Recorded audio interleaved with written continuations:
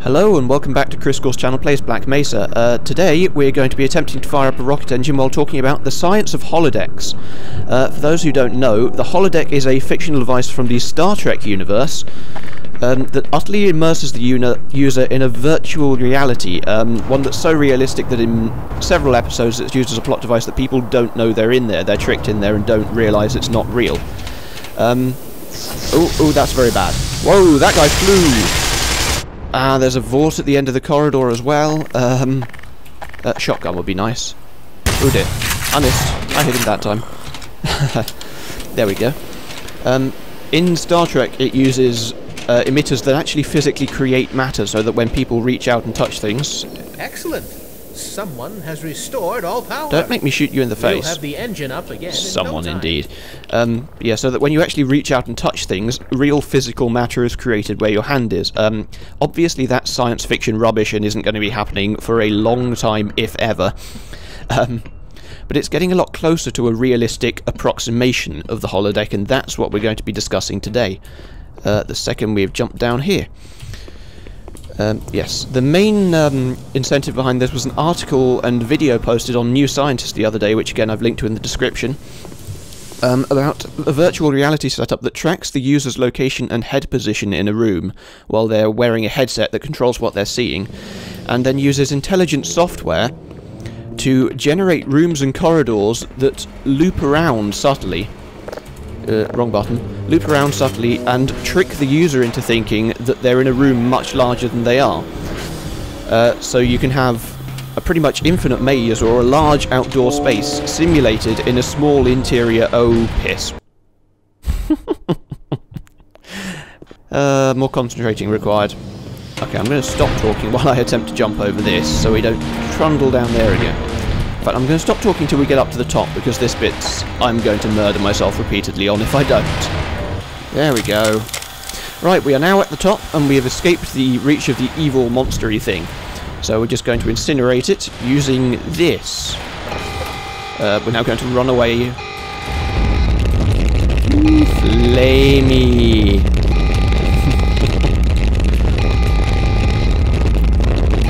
Okay. No more evil monster for you. Right. Hi, guy. Well, I guess it's true. If it bleeds, you can kill it. Aye. That you can. No, I'm not going to demonstrate that fact on you. I'm a nice person. Okay, so yes, this software gives the illusion of a much larger complex than the room actually allows, and it's very good at fooling the subjects in the initial tests. They don't tend to realise that I mean, they know it's happening, but they don't tend to consciously realise and be aware of the fact that they're looping around on themselves. Which is good, and the illusion is also boosted by the scientist being a little bit sadistic, and waiting until the user is near one of the actual walls of the room and saying, right, try walking through that wall in front of you. And they say, oh fine, this is a virtual wall, I will walk through it, and promptly whack their face against it, and they never try walking through it again. Right, yes, major fracture detected indeed. Right, I should have fallen into the water, but my idiocy ensured that I didn't. So we've now broken every single bone in our legs, and Gordon Freeman is swimming using pure willpower and his arms. Okay, presumably there's a way out. There we go. But yes, the researchers are hoping to improve the software so that you can actually allow multiple people to use the virtual environment at once. At the moment it's kind of complicated because you have to avoid collisions while people are in separate rooms. While allowing interaction while the people are in what are supposedly the same rooms, so it requires fairly advanced software, and they haven't quite gotten there yet.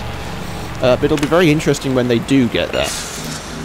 Another obvious current issue is the lack of interactivity with the items involved. As I said, unless they position you next to a wall and tell you to walk into it, you can't actually touch anything. If you reach out to touch a wall, your hand will just go through it, which kind of ruins the immersion. Let's drop down and try and find somewhere to go over here.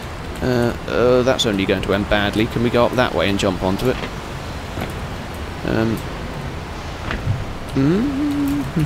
Oh, yeah, that way looks promising. Let's go there.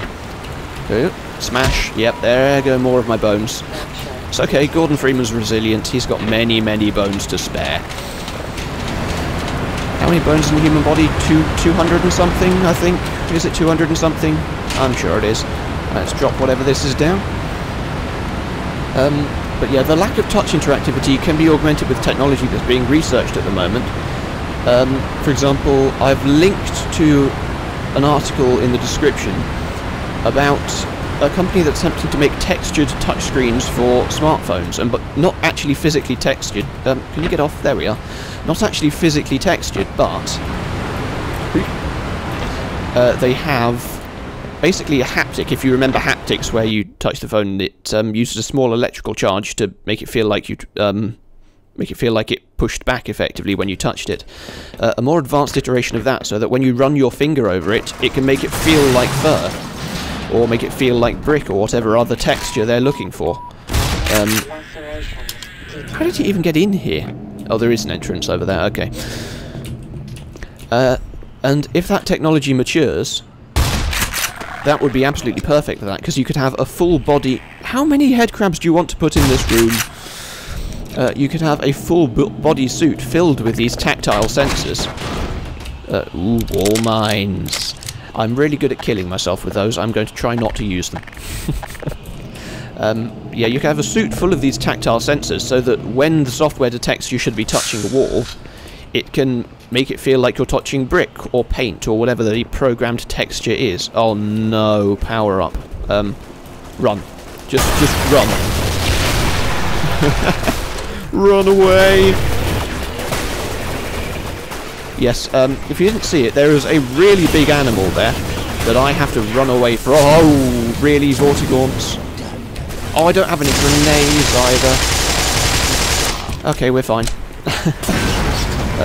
Oh, yeah, see, that creature is very angry.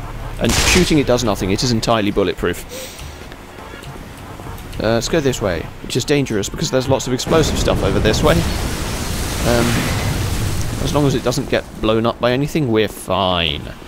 This is Half-Life, it's going to get blown up by something. Ooh, no, not good. Boom! Boom! Right, okay. Let's trundle our way into here. Oh, hi. Jesus. Hello, security man. You don't know how close you were to getting one between the eyes. Probably fairly. Listen.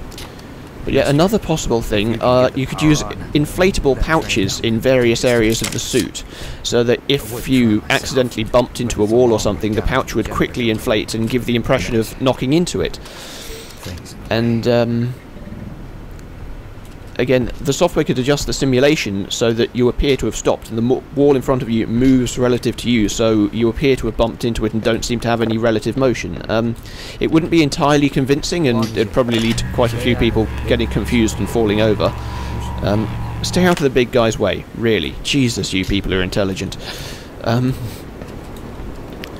it would never be a full substitute, but it could be, you know, a lot more immersive than current virtual reality setups tend to be. Stop with the head crabs, they aren't fun anymore. They really aren't. Oh, for goodness sake, where's it gone? Why is it on my head? I suppose it's a head crab, it makes sense for it to be on my head, doesn't it? I'm really sick of head crabs. Oh dear, right, there we go. Other things you could do to increase the immersion of it, you could have stairs up in a certain portion of the room and a gentle ramp down from the stairs to give an impression of ascending up some stairs and then being in a higher level, or indeed have a multi-leveled structure where people can go up and down steps as required. Again, it just adds to the realism by, you know, sticking another dimension in, basically. Is there something there? No, good. And you could do similar things. You can have less gentle ramps elsewhere, so that if they walk up a hill in the simulation, the software can direct them to the real hill. And just lots of little things like that can really improve the level of immersion involved. Oh, hi guys. Run away. Lots of explosions. There we go. But yeah, it's all a compromise, and lots of clever design is needed to make it immersive, because obviously it's not real matter, you're not actually in a room with all of the stuff that's there. It's a matter of tricking the brain into thinking you are, and we're getting better and better at doing that. What's in here? Some non-opportune stuff is what's in there. Hazardous chemical detected, as I am corroded by acid. Well, if you could open the door again, I'd appreciate it. Anyone? Anything? No, we're good.